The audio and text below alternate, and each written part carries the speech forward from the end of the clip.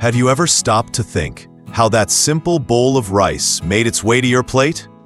Behind every grain lies a journey you wouldn't believe, a journey that begins in the soaked soil of Taiwan's rice fields and ends in your kitchen. In Taiwan, rice means more than food. It's a symbol of culture, pride, and centuries-old farming wisdom. But don't mistake tradition for being outdated. Here, ancient knowledge works side by side with high-tech machines. In this video, you'll see how farmers turn seeds into lush green fields.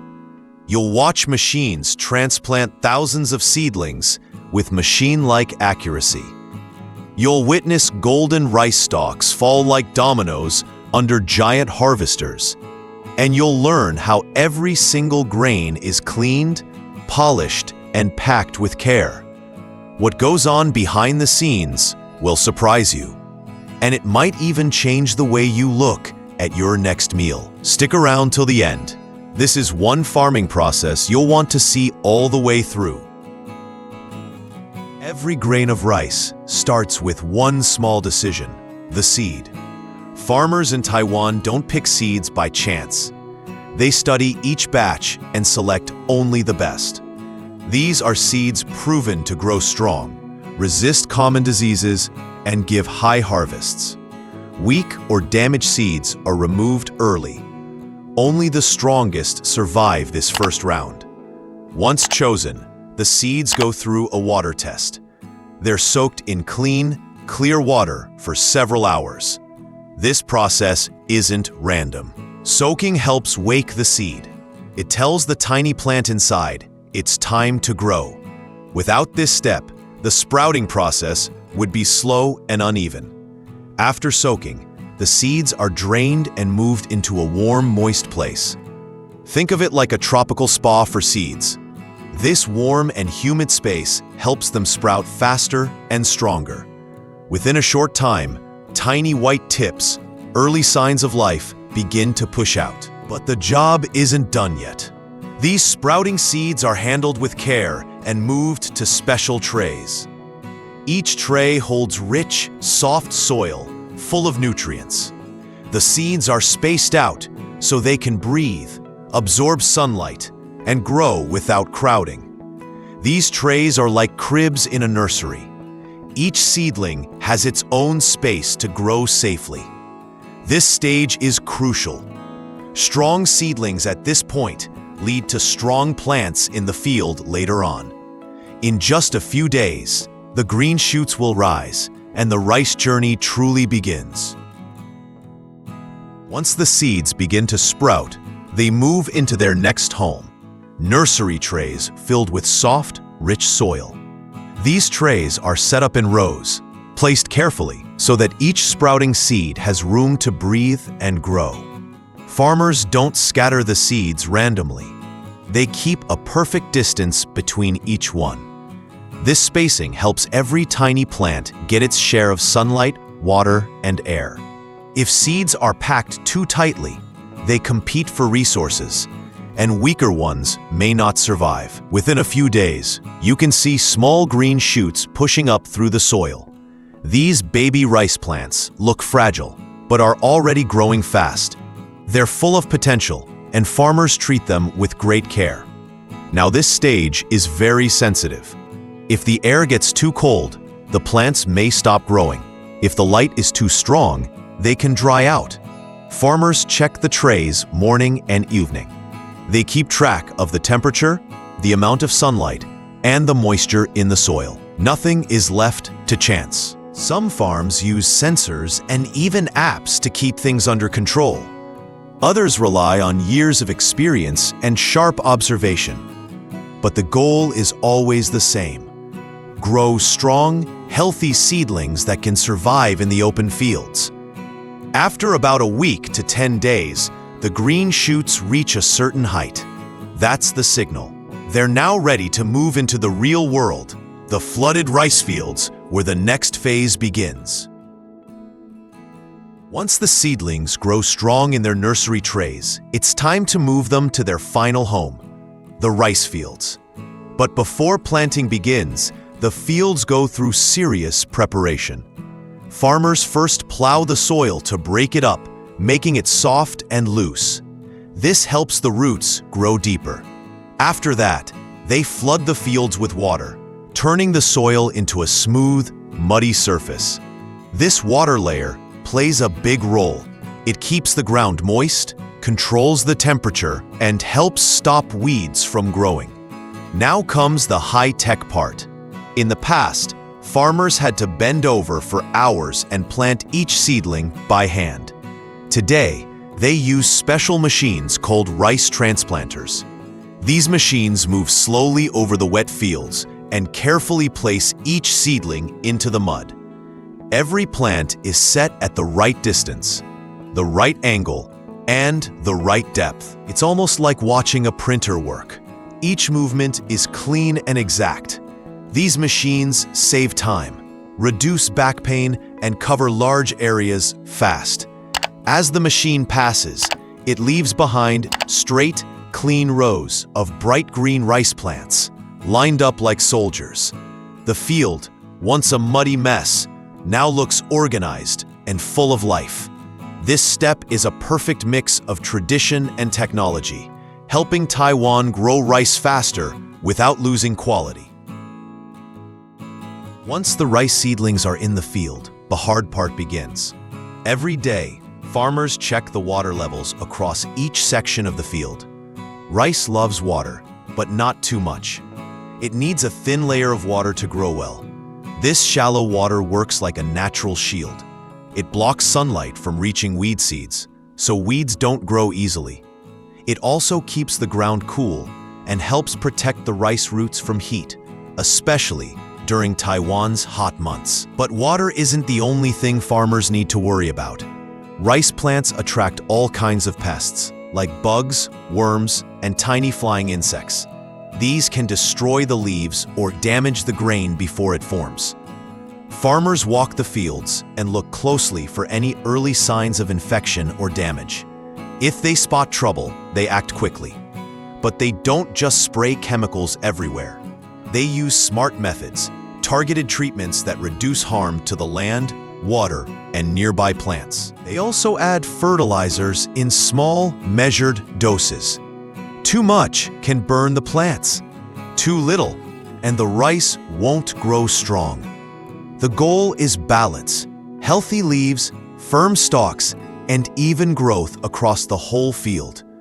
Weeds are removed either by hand or by machines, keeping the area clean without hurting the young rice. This stage lasts several weeks, but when done right, something amazing happens. The field transforms. It turns into a deep green carpet, waving gently in the wind. A true sign that the rice is healthy and thriving. As the rice plants reach the end of their growing cycle, something remarkable happens. The lush green color that once covered the fields begins to fade.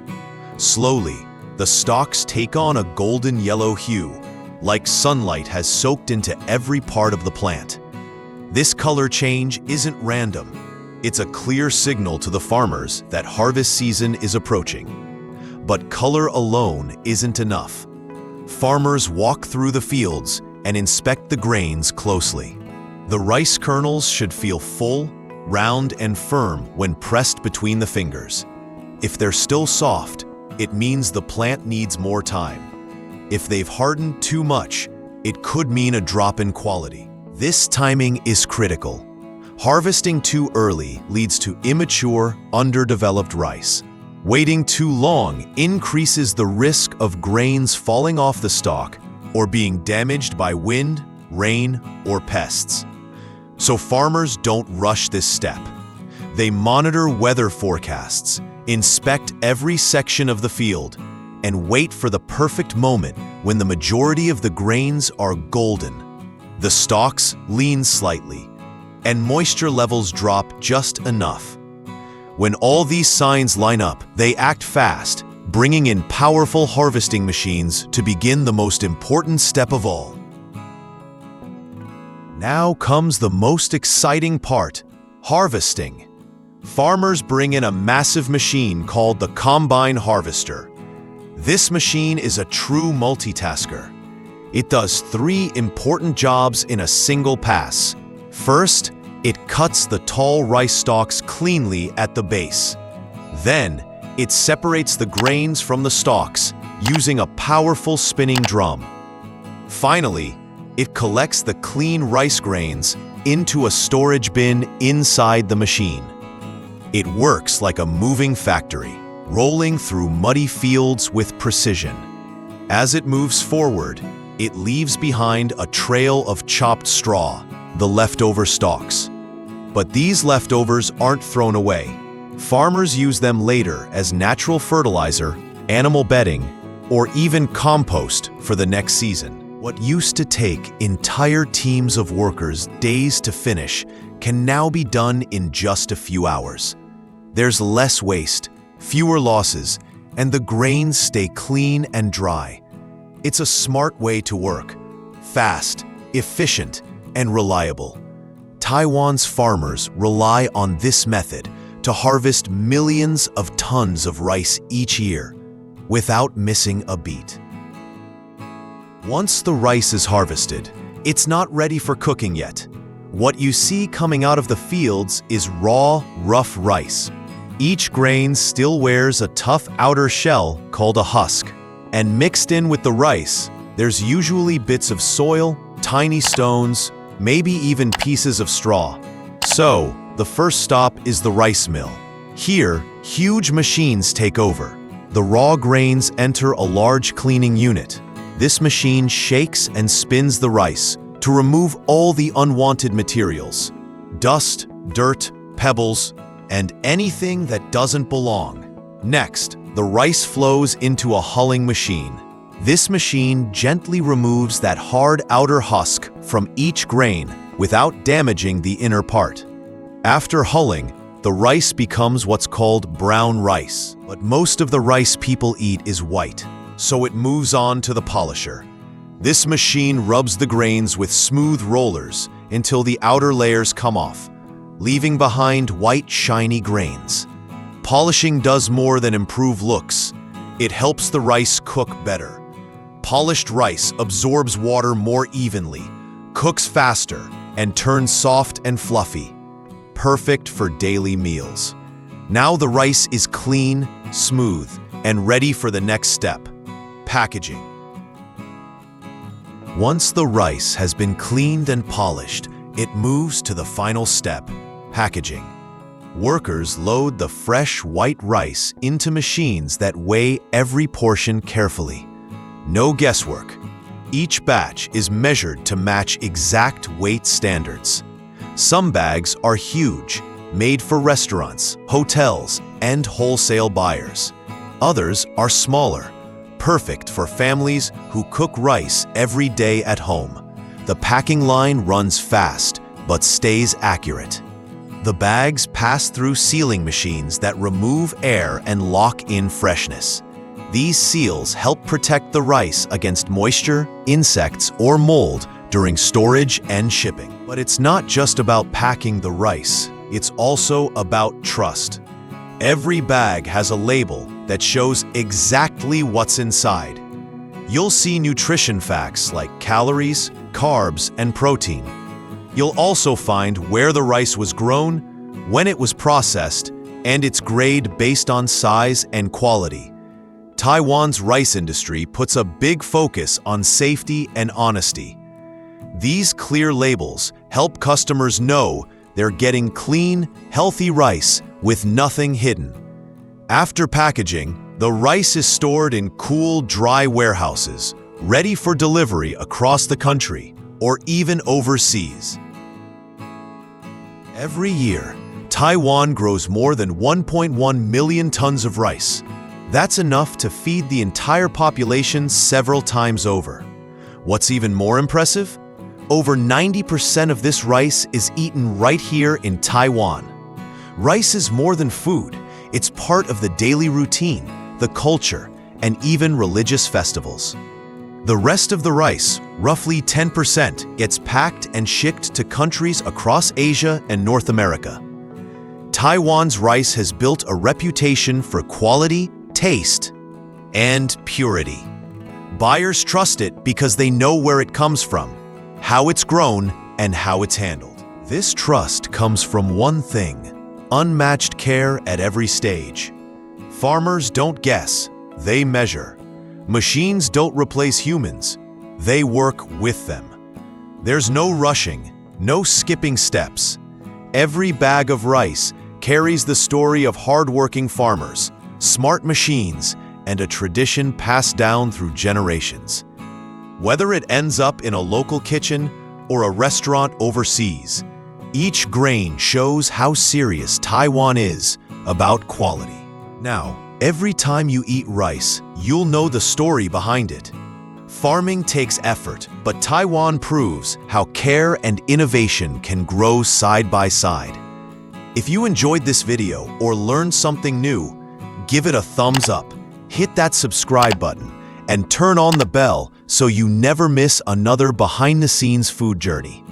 Drop a comment and tell us which crop or farming method you want to see next. Thanks for watching. See you in the next video.